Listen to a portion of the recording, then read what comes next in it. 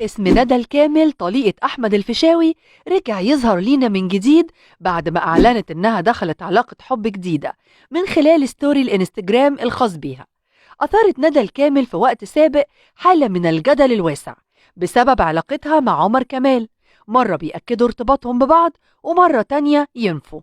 وردت ندى الكامل على سؤال من أحد متابعيها لما طرح عليها سؤال: هل في حب جديد؟ لترد عليه ندى الكامل وتقول بصوت شتوي: قلبي اتخطف ومبسوطة. ولما سألوها ممكن تتجوزي واحد سنه صغير، قالت ممكن أتجوز شخص أصغر مني عادي، مش مشكلة يعني، المهم يحتويني ويكون نفسه طويل. ومن فترة كانت ندى الكامل قايلة لعمر كمال: أنا بحب طيبة قلبك وإنسانيتك يا عمر واللي بتقدمه للمجتمع، وأتمنى كل إنسان يعمل زيك لأنك إنسان عظيم وأنا بحبك. بعدها كل المواقع قالوا إنهم ارتبطوا ببعض عشان ظهروا في كذا مكان سوا مع بعض، ده غير التلقيح اللي كان بيحصل مرة من ندى ومرة من عمر كمال. أثارت ندى الكامل الفضول بعد ما قالت لويجز: انت اللي صلحت لي العالم. وده كان ردها على صورة ليه نشرها عنده، كتبت: ما يفسده العالم يصلحه ويجز. ما أجمل هذا الصوت الساحر.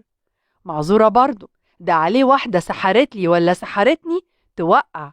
ويجز مش سهل، وده اللي مخليه يقع مع معظم زمايله مغنيين الراب.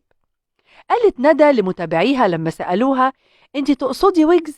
قالت: احنا أصدقاء، ولكن ذات ليلة كثر فيها المزاح فهمس لي أحبك فضحكنا، ولكن كلامنا لم ينم طوال الليلة. وهنا متابعيها قالوا بس هو بعينه ويجز الحكيم.